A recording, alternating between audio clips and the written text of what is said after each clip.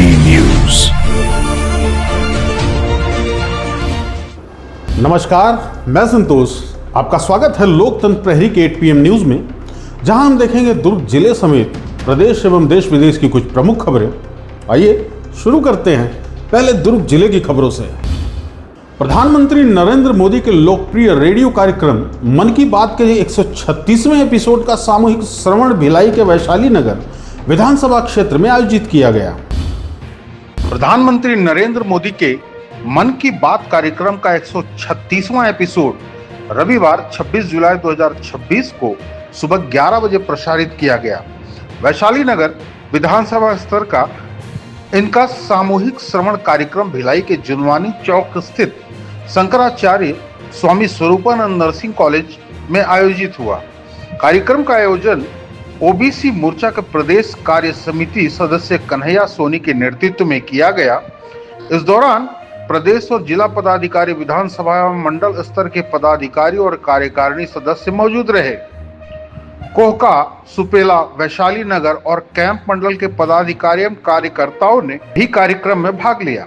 साथ ही विभिन्न मोर्चों और प्रकोष्ठों के पदाधिकारी, पार्षद, छाया पार्षद तथा वरिष्ठ कार्यकर्ता भी बड़ी संख्या में उपस्थित रहे। सभी उपस्थित जनों ने प्रधानमंत्री के विचारों और संदेशों को ध्यानपूर्वक सुना।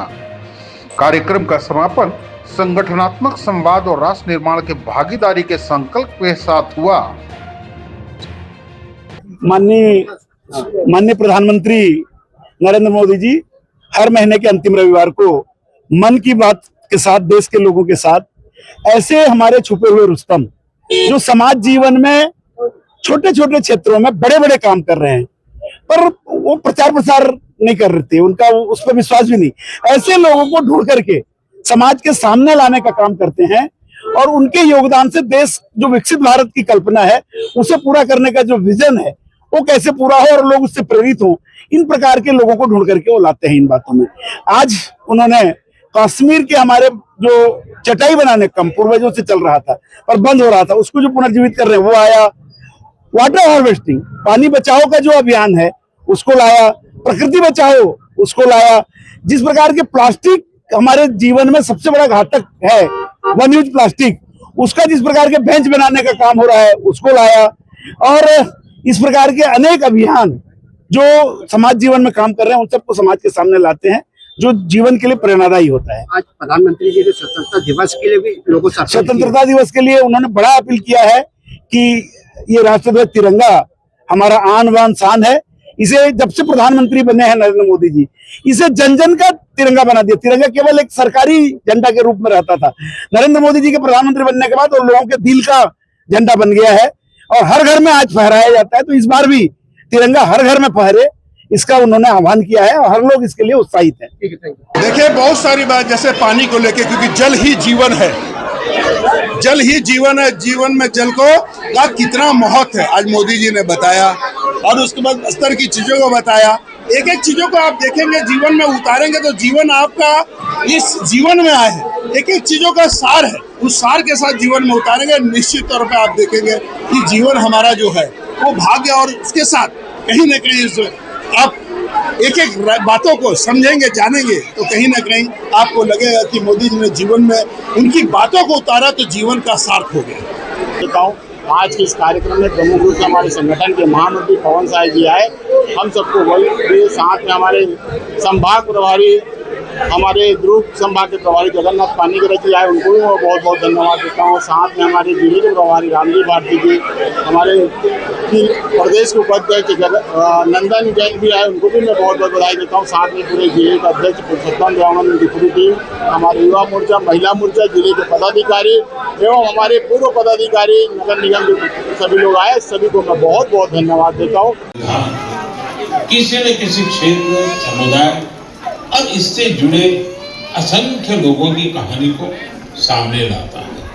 ये वो लोग हैं जो गर्व के साथ भारत के साथ। दुर्ग पुलिस और क्षेत्रीय परिवहन कार्यालय ने सड़क सुरक्षा को लेकर संयुक्त विशेष अभियान चलाते हुए नाबालिग वाहन चालकों पर बड़ी कार्रवाई की। अभियान में 300 वाहनों की जांच की गई, जिसमें 30 से अधिक स्कूली छात्र छात्राएं बिना वैध ड्राइविंग लाइसेंस के वाहन चलाते मिले।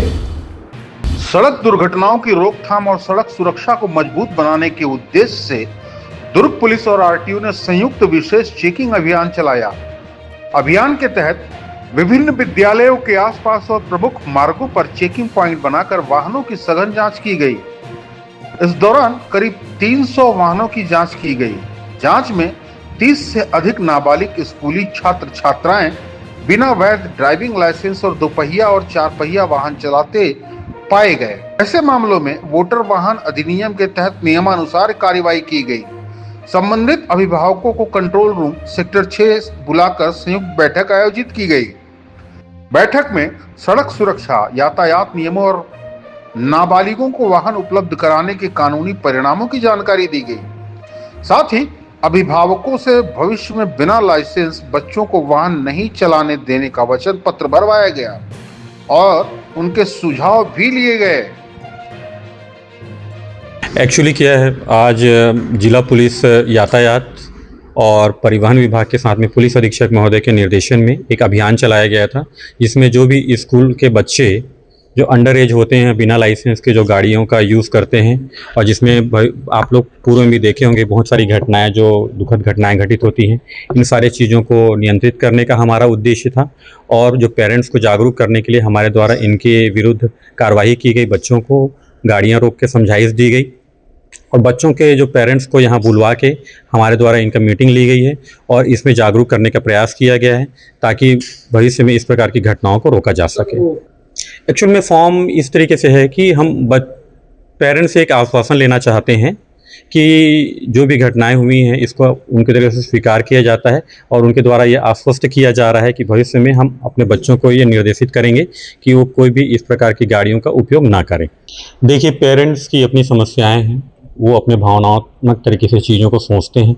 कोई उनका उद्देश्य इस चीज़ों को लेके नकारात्मक नहीं रहता है कि हम अपने बच्चों को बिगाड़ दें या कोई भी चीज़ें हैं, है ना, जो भी परिस्थितियां हैं उसके हिसाब से। तो हम इसीलिए हमारा भी ये उद्देश्य था कि पेरेंट्स को जागरूक किया जाए, ताकि उन चीज़ों को समझें, तथ्यात्मक चीज़ों को समझें कि किस तरीके की घटनाएं होती हैं, चाहे वो घर की सुविधाओं को लेके, ट्यूशन की सुविधाओं को लेके या स्कूल जाने की असुविधा को लेके उनके द्वारा जो गाड़ी उपलब्ध कराई जाती है, जो कुछ न कुछ दुखद घटनाओं का एक कारण बनता है।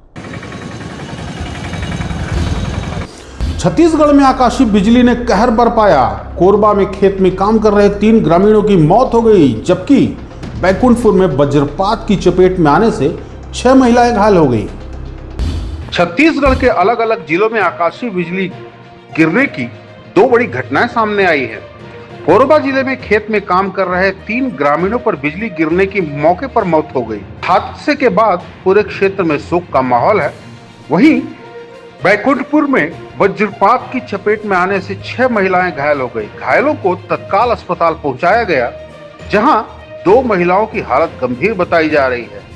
डॉक्टरों की टीम गंभीर रूप से घायल महिलाओं का इलाज कर रही है। लगातार हो रही बारिश और खराब मौसम के बीच प्रशासन ने लोगों से सतर्क रहने और खुले स्थानों से बचने की अपील की है। फिलहाल दोनों घटनाओं के बाद स्थानीय प्रशासन राहत और आवश्यक कार्रवाई में जुटा हुआ है। 3 मरीज को लेके आए थे। चूरी के निवासी हैं तीनों, और तीनों मेल हैं और तीनों शायद खेत में काम कर रहे थे और उसी टाइम बिजली कड़की, जिससे उनकी ऑन द स्पॉट मृत्यु हो गई। हमारे अस्पताल लाने पर तीनों को पहले ही मृत्यु हो चुकी थी, तो जिसे हमारे ड्यूटी डॉक्टर ने देख के बताया है।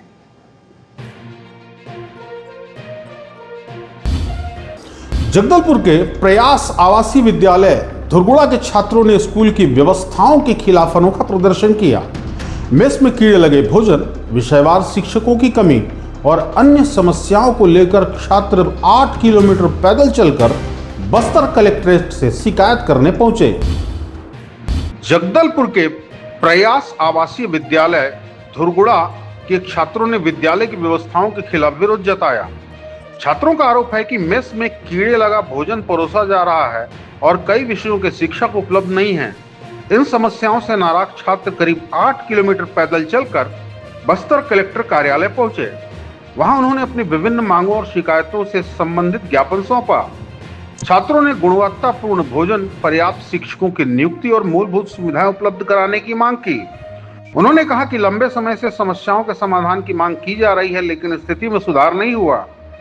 कलेक्टर कार्यालय में अधिकारियों ने छात्रों की शिकायतें सुनकर उचित कार्यवाही का आश्वासन दिया।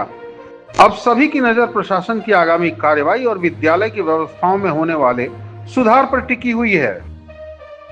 कि सर पहले जो टीचर अच्छे टीचर लोग को अपना मिसबिहेव करके निकाल दिया सर, और ऐसे टीचर को लाते हैं सर जिसको हमें समझ भी नहीं आता है सर। जब हम बोलते हैं तो डेमो लेके भगा देते हैं सर हम लोग को, और प्रिंसिपल सर हमको धमकी देते हैं सर। हमारा प्रिंसिपल सर भी तो हमको ये बोलते हैं कि 57 लाख का बिजली आता, पंखा बंद करो, ये करो बोल के बोलते रहते हैं सर, बार बार टॉर्चर करते हैं पूरा सर। और ये भी बोलते हैं सर, क्या बोलने से हम लोग को मेस में सर जो खाने पीने का है सर उसमें पूरा कीड़ा उड़ा गिर जाता है सर, बाथरूम पूरा गंदा रहता है सर, मेज भी पूरा गंदा रहता है। जिससे किया सर वो बोलते हैं वार्डन पास जाओ सर, हमारे वार्डन सर को ब्लेम करते हैं सर, इधर बोलने से उधर बोलते हैं सर, इधर से उधर दोनों घुमाते रहते हैं सर, दोनों प्रिंसिपल सर उधर बोलते हैं वार्डन पास जाओ, मेरा काम नहीं है बोलते हैं सर। प्रयास विश्वविद्यालय के हमारे बच्चे आए हैं अपनी कुछ समस्याओं को लेकर। इन्हें खाने में कुछ अनियमितताएं, मेन्यू का पालन न करना, अस्वच्छता, इस प्रकार की इनकी समस्याएं थी।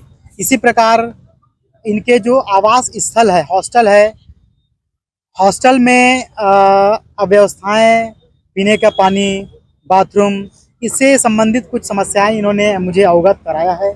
इन समस्याओं को दूर करने का मैंने इन्हें आश्वासन दिया है, और मैंने आश्वासन दिया है कि मैं प्रति सप्ताह इनके हॉस्टल में जाकर स्वयं निरीक्षण करूंगा, और क्या क्या सुधारात्मक कार्य अपन कर सकते हैं इसे मैं कराऊंगा। कोऑर्डिनेटर के व्यवहार से संबंधित इन्होंने कुछ शिकायत किए हैं। पहले कोऑर्डिनेटर को समझाइश दी जाएगी, और उसके बाद भी यदि सुधार नहीं आएगा तो फिर आगे अनुशासनात्मक कार्रवाई की जाएगी। बिहार में पेपर लीक के मुद्दों पर नेता प्रतिपक्ष तेजस्वी यादव ने राज्य सरकार पर तीखा हमला बोला है। उन्होंने आरोप लगाया कि पिछले 21 वर्षों से लगभग हर बड़ी परीक्षा में पेपर लीक हुआ, और कहा कि सरकार ही लीक हो चुकी है। बिहार में पेपर लीक के मुद्दे को लेकर सियासत एक बार फिर तेज हो गई है। नेता प्रतिपक्ष तेजस्वी यादव ने मुख्यमंत्री और राज्य सरकार पर तीखा हमला बोला है। तेजस्वी यादव ने आरोप लगाया कि पिछले 21 वर्षों में हुई लगभग हर बड़ी परीक्षा में पेपर लीक की घटनाएं सामने आई हैं। उन्होंने कहा कि यह सरकार पूरी तरह विफल हो चुकी है और सरकार ही लीक हो चुकी है। अपने बयान में उन्होंने मुख्यमंत्री पर गंभीर आरोप लगाए। तेजस्वी यादव का कहना है कि जब तक मौजूदा सरकार सत्ता में रहेगी तब तक पेपर लीक की घटनाएं नहीं रुकेंगी। वहीं इस बयान के बाद बिहार की राजनीति में आरोप प्रत्यारोप का दौर तेज होने की संभावना है। अब इस मुद्दे पर सरकार की प्रतिक्रिया और आगे की राजनीतिक हलचल पर सभी की नजर बनी हुई है। ये सरकार को हम बताना चाहिए कि सरकार में जितना, खास तौर पे बिहार में 21 साल में जितने पेपर लीक हुए, चाहे कोई भी भर्ती का हो, चाहे सिपाही भर्ती का हो, चाहे बीपीएससी का हो, चाहे नीट का मामला हो, या कोई भी परीक्षा होती है, तो बड़े पैमाने पे जो है घोटाला गड़बड़ होता है, पेपर लीक होता है। ये सरकार ही लीक है। इसलिए हम सब लोग जो है एकजुट होकर के जो मौजूदा सरकार है इसको हम लोग जब तक गिराएंगे नहीं तब तक ये मामला रुकने वाला नहीं। इस सरकार में भ्रष्टाचारी, अपराधी लोगों का बोलबाला है, उन्हीं का राज चल रहा है, क्योंकि बिहार का मुख्यमंत्री खुद अपराधी है। दिल्ली के जंतर मंतर पर प्रदर्शन के दौरान एक महिला पत्रकार से कथित अभद्रता का मामला सुर्खियों में है। दावा किया जा रहा है कि इस मामले में एफआईआर दर्ज की गई है और जांच के लिए संबंधित तस्वीरें पुलिस को सौंप दी गई है। दिल्ली के जंतर मंतर पर प्रदर्शन के दौरान एक महिला पत्रकार से कथित अभद्रता की घटना सामने आने का दावा किया गया है। मामले को लेकर एफआईआर दर्ज होने की बात भी कही जा रही है। बताया जा रहा है घटना से जुड़ी तस्वीरें पुलिस को उपलब्ध करा दी गई हैं। इन तस्वीरों के आधार पर संबंधित लोगों की पहचान पर कार्रवाई की मांग उठ रही है। हालांकि मामले की जांच और आधिकारिक पुष्टि का इंतजार किया जा रहा है। पुलिस की ओर से जांच पूरी होने के बाद ही स्थिति पूरी तरह स्पष्ट हो सकेगी। इस घटना को लेकर विभिन्न पक्षों की प्रतिक्रियाएं भी सामने आ रही हैं। फिलहाल पूरे मामले पर पुलिस की कार्रवाई और जांच के नतीजों पर सभी की नजर बनी हुई है।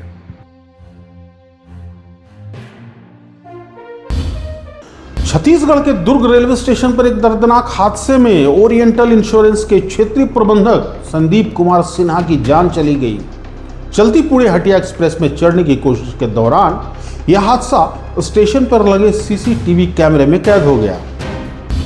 दुर्ग रेलवे स्टेशन पर चलती पुणे हटिया एक्सप्रेस में चढ़ने के दौरान एक दर्दनाक हादसा हो गया। इस हादसे में ओरिएंटल इंश्योरेंस के क्षेत्रीय प्रबंधक संदीप कुमार सिन्हा की मौत हो गई। प्रत्यक्ष जानकारी के अनुसार ट्रेन में चढ़ने की कोशिश के दौरान उनका संतुलन बिगड़ गया और देखते ही देखते वे ट्रेन और प्लेटफॉर्म के बीच आ गए, जिससे गंभीर हादसा हुआ। घटना की सूचना मिलते ही रेलवे अधिकारी और सुरक्षा कर्मी मौके पर पहुंचे। पूरी घटना स्टेशन पर लगे सीसीटीवी कैमरे में कैद हो गई। हादसे के बाद स्टेशन परिसर में अफरा तफरी का माहौल बन गया। रेलवे प्रशासन मामले की जांच कर रहा है और यात्रियों से चलती ट्रेन में चढ़ने या उतरने का प्रयास न करने की अपील की है। आज की खबरों में बस इतना ही। आप देखते रहिए लोकतंत्र प्रहरी। मुझे दीजिए इजाजत। नमस्कार।